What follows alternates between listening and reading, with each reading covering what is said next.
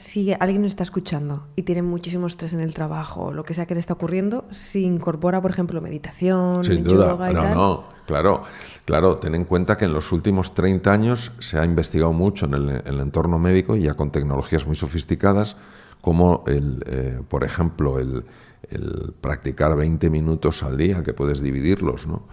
20 minutos al día durante 5 días a la semana en un periodo de 4 semanas, ya se observan incluso cambios físicos en el cerebro y cambios en el sistema inmune. Es decir, tengamos en cuenta que el organismo humano está tan extraordinariamente bien hecho que a nada que le des una posibilidad de que se recupere, lo va a hacer.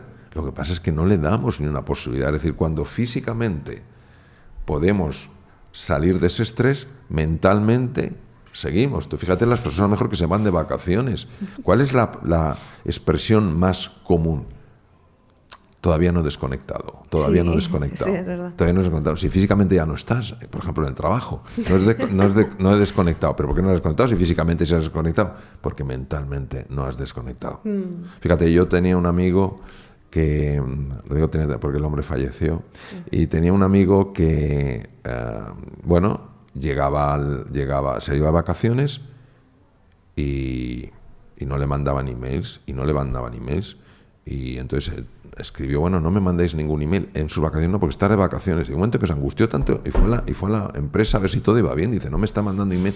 O sea, fíjate hasta qué punto estamos nuestra mente no nos da paz ni tranquilidad. Por eso, la mayor parte de los ejercicios que ayudan a eso son ejercicios que aquietan la mente. Por eso el mindfulness, las prácticas meditativas, shamatha, vipassana, todas las prácticas meditativas, pues han alcanzado semejante auge, ¿no? Porque van al punto que nos altera, y el punto que nos altera, la mayor parte de las veces, es un punto mental, no es un punto físico. Sé, Mario, que tú, estabas especializado en todo el sistema digestivo. Cirugía ¿verdad? general y aparato digestivo, sí. Y sé que, claro, pudiste comprobar de primera mano que estaba como muy unido. Bueno, te quería preguntar si puedes compartir el caso de Margarita. Sí, claro que sí.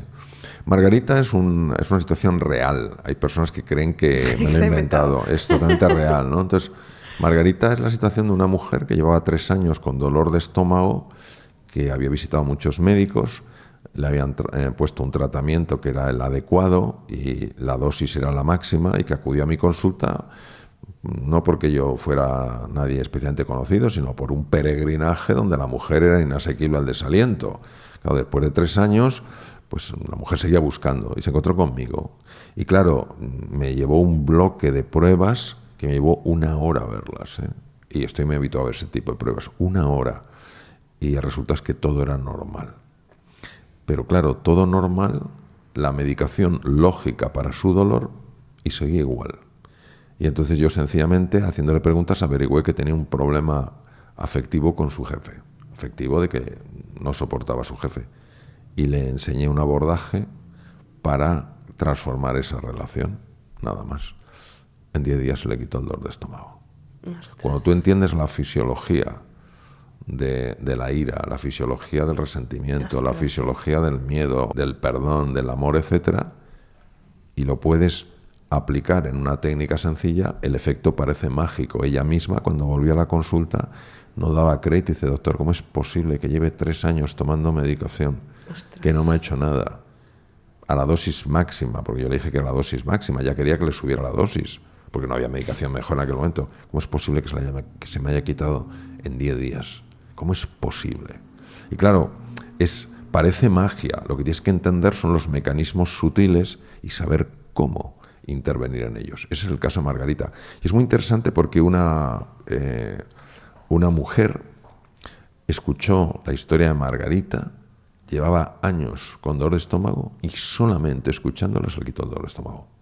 Ostras. Fíjate claro. el poder de las palabras. Cuando uno entiende lo que le pasa, tiene ya la sensación de que lo puede gestionar. ¿Cómo vas a gestionar lo que no sabes? Es que te pasa. Claro. Pero cuando tú entiendes lo que te pasa, es impresionante. El propio cerebro, al entender lo que le pasa, es capaz de gestionarlo. O sea, la gente que medita está más en control, pero además incluso... Automáticamente. Automáticamente. O Claro. sea, físicamente ya te ha cambiado. Automáticamente. Joder, qué envidia. Voy a empezar a meditar. Automáticamente. Claro. Yo escribí un libro hace años ya porque yo sé que muchas personas encuentran dos resistencias frente a la meditación. La primera, que creen que la meditación tiene un nombre en inglés que se llama mindfulness. Hay muchas formas de meditación. Entonces, pero lo que se ha puesto muy de moda es el mindfulness, que es la mente plenamente presente. Y hay personas que encuentran una reacción de rechazo porque creen que es algo que tiene que ver con la religión. A favor o en contra, no tiene nada que ver, nada que ver. Es un entrenamiento mental, ¿no? Y por otro lado hay personas que ofrecen un rechazo o tienen un rechazo muy comprensible porque les parece absurdo que cerrar los ojos y no querer dejar la mente en blanco, eso es un error, sino llevar tu atención a lo que está sucediendo ahora, tus sensaciones en el cuerpo, tu respiración, no puede tener ese impacto. Parece absurdo. Y que por otro lado tienen un montón de pensamientos y que eso no les va. Entonces yo escribí un libro hace años, que se llama Tómate un respiro, Mindfulness, el arte de mantener la calma en medio de la tempestad, y lo escribí para explicar por qué unos minutos de quietud afectan al cerebro y afectan al cuerpo. Y cómo hay que evitar que ese flujo de pensamientos nos saquen del presente. Y es muy curioso porque personas que han empezado a practicarlo a raíz de eso me han dicho, Mario, me ha cambiado la vida. Me ha cambiado radicalmente la vida. Hay que superar esa resistencia comprensible. Primero, esto es o a favor o en contra de mi religión. Número 2, esto no tiene ninguna base científica. 3, es imposible gobernar mis pensamientos. Entonces, con una serie de pequeñas estrategias parecidas a las de Margarita, tú puedes darle la vuelta y empezar a tener los beneficios. ¿Crees que cualquiera puede hacerse fuerte mentalmente? ¿O tienes que pasar por X cosas para construir esa fortaleza? Yo creo que para construir una fortaleza tienes que pasar por experiencias que de alguna manera te desafíen y te ayuden a crecer. Yo quiero que imaginemos una persona, un hombre o una mujer que se quiere poner fuerte y va a un gimnasio. Tiene que levantar pesas. Si no levanta pesas, no se pondrá fuerte. Tiene que empezar con pequeñas pesitas, pero aún así las nota. No son tan fáciles de levantar.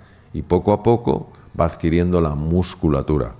Naturalmente que nosotros podemos, de nuestros traumas, de nuestras heridas, generar una interpretación, una historia que nos limite o una historia que nos impulse. Fíjate que se ha hablado mucho del síndrome de estrés postraumático.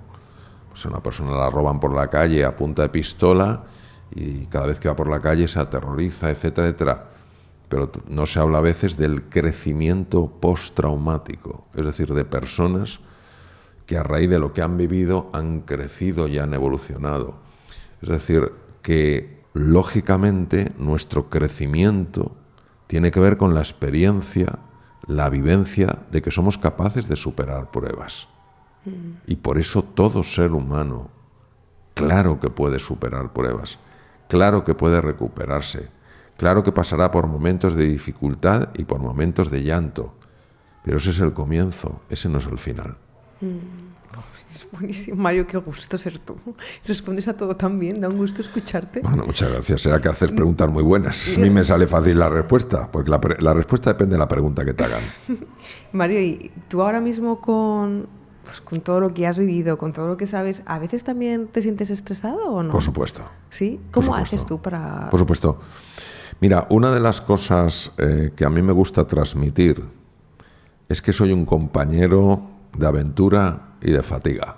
No soy ningún maestro, no soy ningún ente iluminado, no soy ningún ser superior, como es obvio, pero por si acaso alguien se confunde. Yo soy un compañero de fatigas, tal vez que llevo más años en este campo y que quizás he acumulado algunas experiencias, unas vivencias interesantes. Claro que tengo mis momentos, lo que pasa es que también tengo mis recursos. Claro que tengo mis momentos y tengo que aceptar, por un lado, mi fragilidad humana y por otro lado, tengo que recordar mi grandeza. Si se queda en la fragilidad solo, se desmorona. Si se queda solo en la grandeza, se convierte en una persona arrogante. Cree que está por encima del bien y del mal y que eso no le va a tocar. ¿no? Que nunca va a pasar por momentos difíciles. Pero si reconoce su fragilidad y su grandeza, ante la fragilidad la aceptará de mejor grado, pero no se quedará en la fragilidad. En ese momento recordará su grandeza y se elevará. Y cuando tenga una elevación, cuando las cosas le vayan bien, esté experimentando su grandeza, también recordará su fragilidad y tampoco se le subirá eso a la cabeza. ¿Por qué crees que hay gente que le cuesta más salir de, por ejemplo, que se siente pues más frágil, o ¿sabes? Esta gente que igual se queda como en el pasado o en el trauma y le cuesta mucho dejar ir? Vale. ¿Por qué?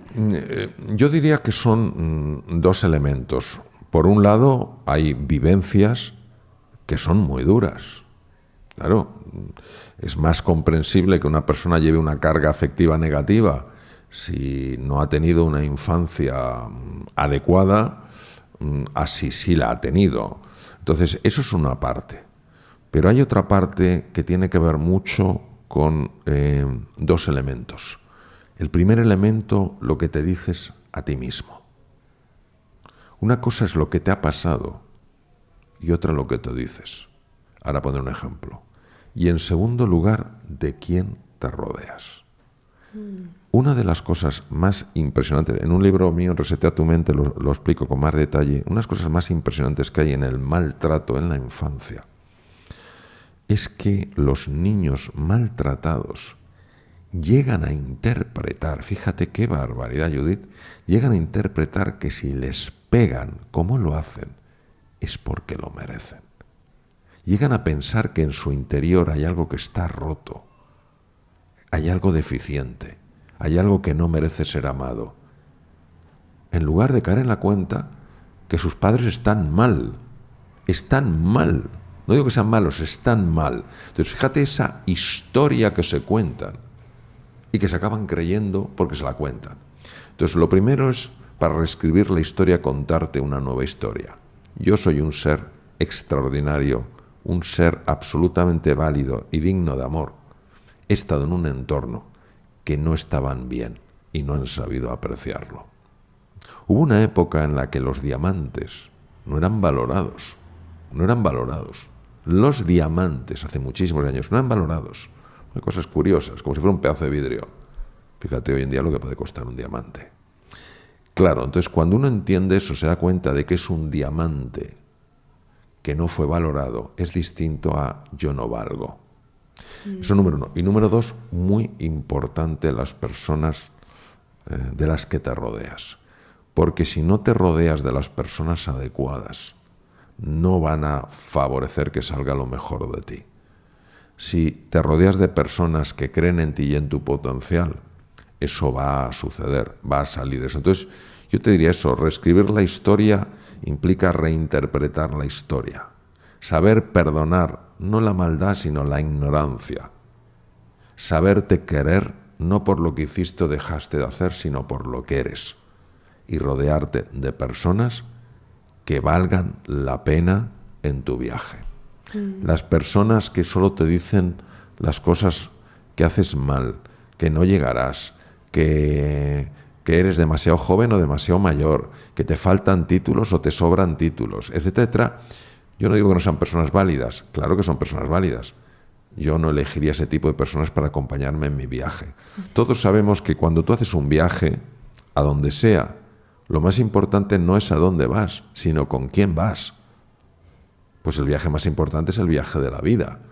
O sea, yo tengo muy claro que cuando me hago un viaje a determinado sitio, porque tengo algunos días libres, voy con personas con las que voy a estar súper a gusto.